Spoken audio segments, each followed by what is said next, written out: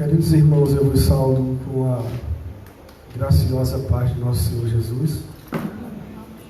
Estamos muito felizes por mais um domingo, dia do Senhor, nos reunirmos e assim cultuarmos aquele que é digno de toda a honra, de toda a glória e de todo louvor.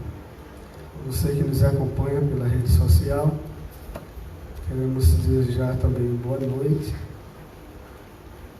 E aos nossos irmãos que nos visitam, sejam todos bem-vindos em nome do Senhor. Quero convidá-los a abrir as suas Bíblias no Evangelho segundo escreveu Mateus, capítulo 3, versículos de 1 a 12.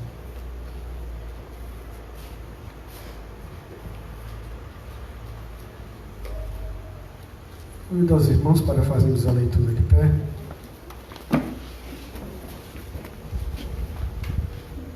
Já que vamos ficar até meia-noite na meditação da palavra, como fazia Spurgeon. Todos encontraram? Diz assim a palavra do Senhor. Naqueles dias apareceu João Batista, pregando no deserto da Judéia, e dizia: Arrependei-vos, porque está próximo o reino dos céus. Porque este é o referido por intermédio do profeta Isaías, voz do que clama no deserto: preparai o caminho do Senhor, endireitai as suas veredas.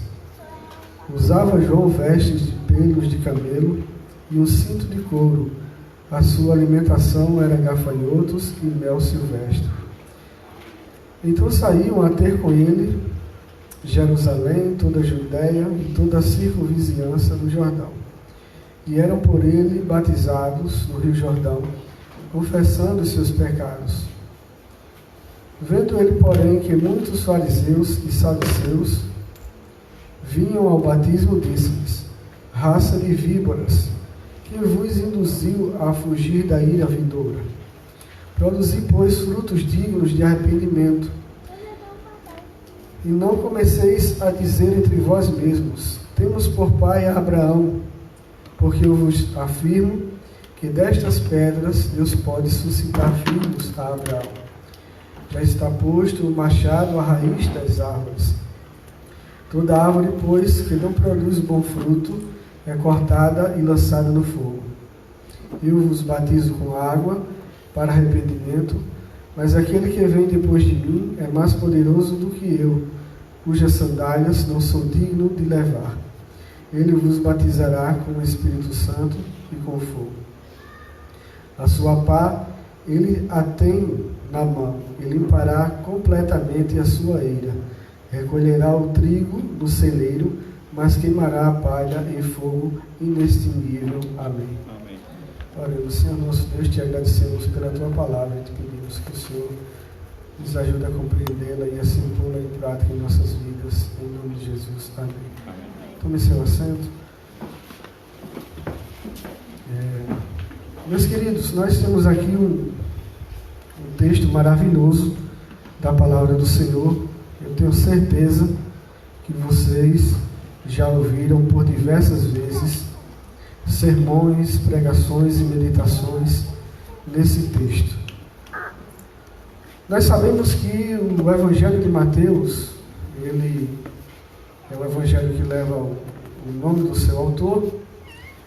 Foi escrito aproximadamente entre os anos 50 e 60 depois de Cristo. Não há uma data específica para determinar a sua escrita, mas ele é um evangelho de transição, a transição do Antigo para o Novo Testamento. Esse período de transição nós chamamos de período intertestamentário, que foi um período de 400 anos, onde Deus calou-se com o seu povo. Não havia ali, desde Malaquias, profeta que transmitisse a palavra de Deus. E Mateus, em sua transição, ele começa falando da genealogia.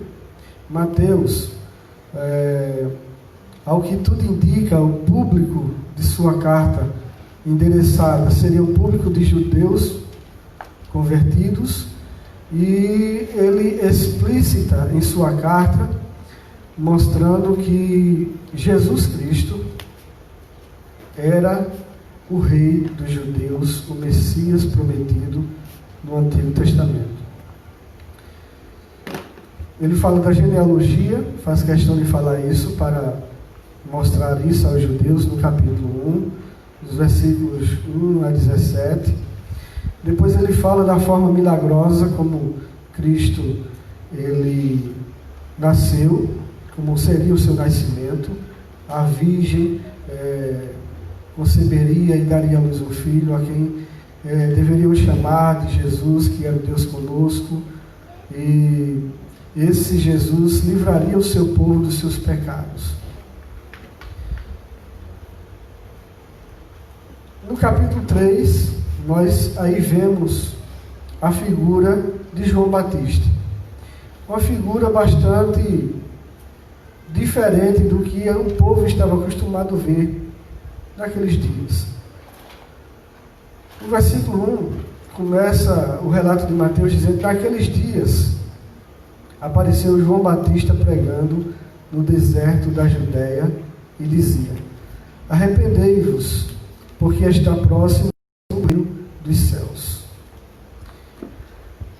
O versículo 4, Mateus fala: usava João vestes de peles de camelo e um cinto de couro, e sua alimentação era gafanhotos e mel silvestre. Então, uma figura bem diferente. Camarada que viveu a sua vida, uma grande parte dela no deserto da Judéia, pregando ali. E aí a gente imagina, mas ele vai pregar para quem na Judéia, no deserto da Judéia? Quem vai passar lá? João não tinha aquelas vestes finas, aquelas vestes pomposas dos líderes fariseus e saduceus de sua época, dos sacerdotes. Ele tinha vestes simples, pelos de camelo, tinha um cinto, alimentava-se de gafanhotos. Nessa época existia uma certa espécie que era permitido que servisse de alimento.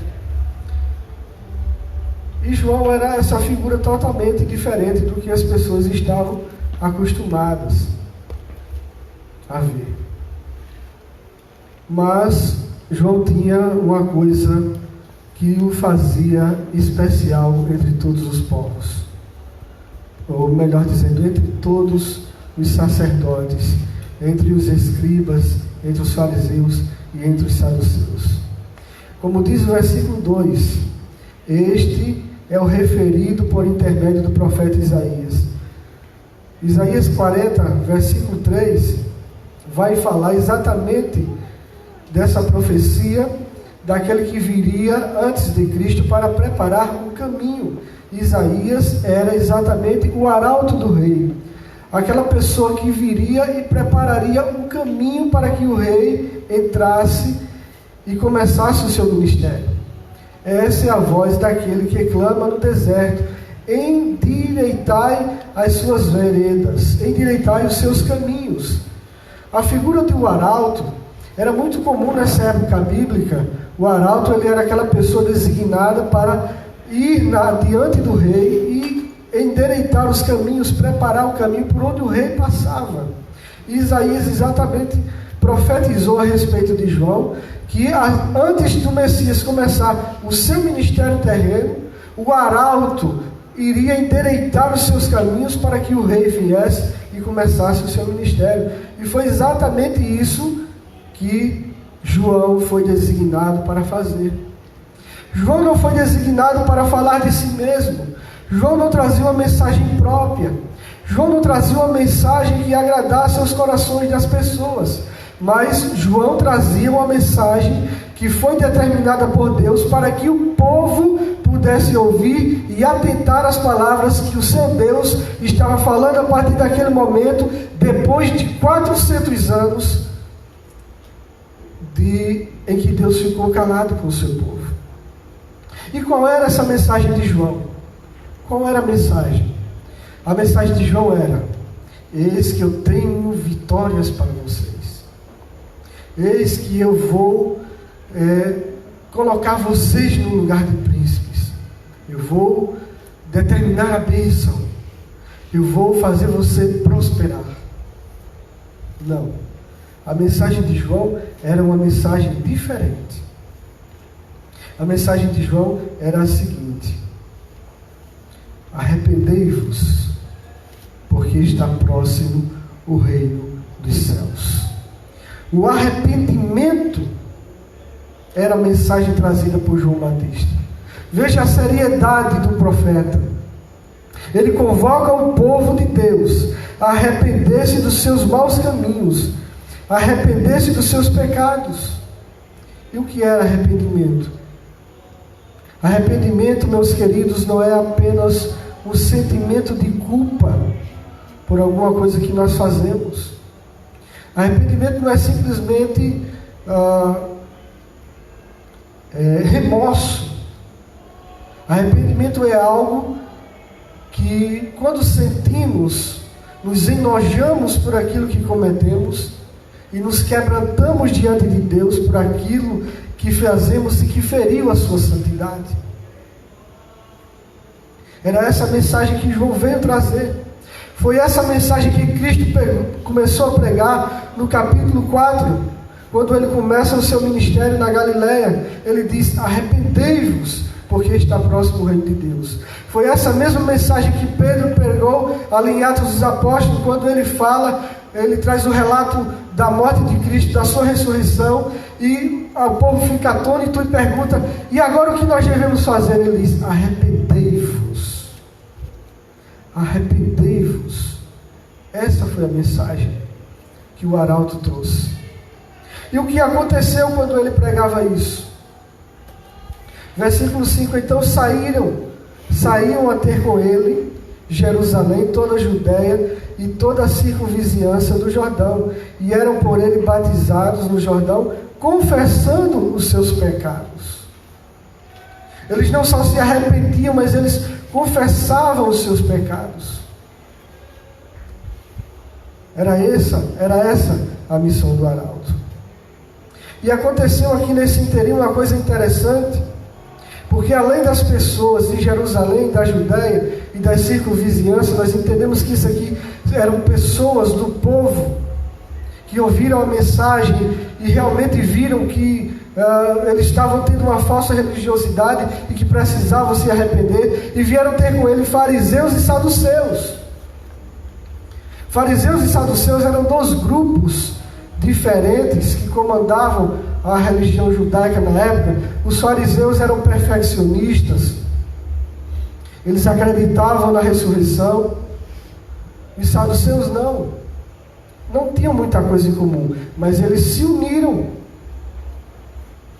e aí foram ter com João Batista. Qual foi a reação dele? Ele sabia que tinha alguma coisa diferente na vinda desses dois grupos. E aí ele diz: raça de víboras, quem vos induziu a fugir da ira vindoura? Produzi, pois, frutos dignos de arrependimento. E não comeceis a dizer entre vós mesmos: temos por pai Abraão, porque eu vos digo que destas pedras Deus pode suscitar filhos a Abraão. Então, João Batista, ele percebeu o que estava acontecendo, e ele fala rapidamente: raça de víboras, quem os induziu a fugir da ira vindoura? No deserto da Judéia era comum uma espécie de serpente, a víbora de 3 presas, que era muito letal, muito venenosa. E João faz essa comparação. João faz essa comparação com esses dois grupos de pessoas que chegam ali para tentar persuadi-lo, talvez. E ele diz: produzir frutos de arrependimento. Em outras palavras, podemos dizer: vocês induzem o povo a uma falsa religião. Vocês induzem o povo a uma religiosidade falsa. O arrependimento não é apenas uma atitude de você arrepender-se e deixar de fazer algo de errado que estava fazendo, mas é também fazer aquilo que era correto. E esse povo não estava fazendo, não estava tendo esses frutos de arrependimento, frutos dignos de arrependimento. A filiação, por ser da tribo A ou da tribo B, ou por ser filhos de Abraão, não daria direito a eles viverem de toda forma. Eles tinham que fazer frutos dignos de arrependimento. A sua vida tinha que corresponder ao que ele era, ao nome que ele carregava. Assim como nós somos igreja, como nós somos cristãos, a nossa maneira de ser deve refletir o nome que carregamos de cristãos. Nosso comportamento, nossas ações, nossas palavras devem refletir o nome que carregamos. E João estava dizendo exatamente isso aqui. Vocês falam, mas vocês não fazem.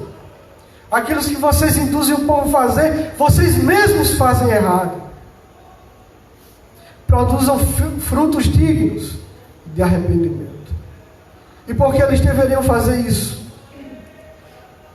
Aí o versículo 10 ele continua: está posto o machado à raiz das árvores. Toda árvore, pois, que não produz bom fruto, vai acontecer o que com ela? Será cortada e lançada no fogo. Então o juízo é iminente. O juízo para aqueles que não vivem a vida com Deus é iminente. Não poderemos escapar desse juízo. E aí João, no versículo 11: eu vos batizo com água para arrependimento, mas aquele que vem depois de mim é mais poderoso do que eu, cujas sandálias não sou digno de levar. Ele vos batizará com o Espírito Santo e com fogo. Aqui está vemos na verdade 3 batismos. O batismo com água de João, que não é o batismo cristão. João foi o último profeta do Antigo Testamento. Esse batismo de João, a gente precisa fazer uma diferença dele para o batismo cristão, porque o batismo de João era o batismo judeu. Era comum muitos prosélitos, quando vinham de outras religiões para o judaísmo, passar por alguns rituais. Entre eles estava o ritual de purificação. E aí João usa esse ritual de purificação aqui. E depois o batismo com o Espírito Santo e com fogo. Talvez aqui seja um texto onde há muita divergência no meio cristão, mas nós precisamos entender o que significa o batismo com o Espírito Santo, pelo menos aqui nessa parte de Mateus, e o batismo com fogo. O versículo 10 explica o que é o batismo com fogo. Já está posto o machado à raiz das árvores. Toda árvore, pois, que não produz bom fruto, é cortada e lançada no fogo. O batismo com fogo, nesse contexto aqui, é exatamente a punição para aqueles que não fazem parte do corpo de Cristo. Enquanto que o batismo com o Espírito Santo é exatamente o selo de Cristo para a sua igreja, como está em 1 Coríntios capítulo 12, verso 13. Pois todos nós somos batizados em um Espírito no mesmo corpo. O batismo com o Espírito Santo é exatamente o selo de Cristo para a sua igreja. E o versículo 12, ele explica também isso. A sua pá ele tem na mão e limpará completamente a sua eira. Recolherá o seu trigo no celeiro, mas a palha queimará em fogo inextinguível. Existe o juízo iminente, mas também existe a esperança. E a esperança está nas nossas ações. Arrependei-vos, era a mensagem do profeta. Arrependei-vos, porque é chegado o reino dos céus. O cristão, aquele que é chamado por Cristo, ele vai viver a sua vida de acordo com o que diz a palavra de Deus. Ele vai viver a sua vida de acordo com o que o Senhor determina para ele fazer. Parece ser muito difícil, mas Ele mesmo disse que estará conosco todos os dias da nossa vida, nos guiando, nos protegendo, nos mostrando como nos comportar, nos mostrando como viver, mesmo em meio a esse mundo tão tenebroso e pecaminoso. Queridos irmãos, a chamada ao arrependimento não é uma chamada que ficou no passado. É uma chamada para os nossos dias. Aqui o profeta estava chamando o povo ao arrependimento, e era o povo de Deus. E a palavra, ela nos chama a também nos arrepender dos nossos pecados todos os dias, e a termos uma vida que seja de acordo com o que diz a palavra do Senhor. Isso não significa dizer que nós, a partir do momento, como alguns até creem e pregam, que a partir do momento em que nos convertemos, nós não vamos mais pecar na nossa vida. Não é isso que a palavra diz. Mas ela diz que nós temos que viver de acordo com o nome que carregamos de cristãos. Que Deus nos ajude. Que Deus nos abençoe. Em nome de Jesus. Convido a todos para orar. Em seguida, passo a palavra ao pastor Fernando.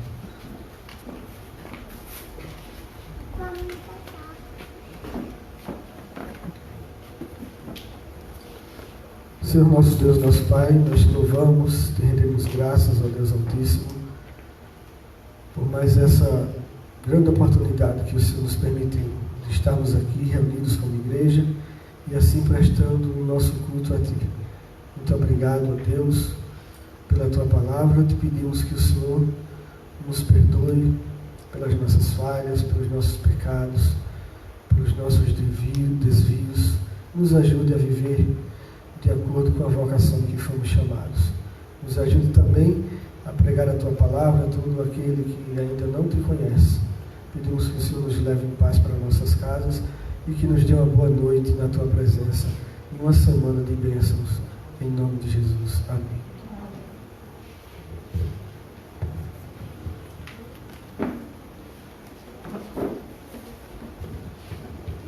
Está recebendo a bênção, depois nós vamos dar os devidos avisos. A graça do nosso Senhor Jesus Cristo, o amor de Deus Pai e a consolação de Espírito Santo esteja conosco e com toda a igreja de Deus, agora e para sempre. Amém.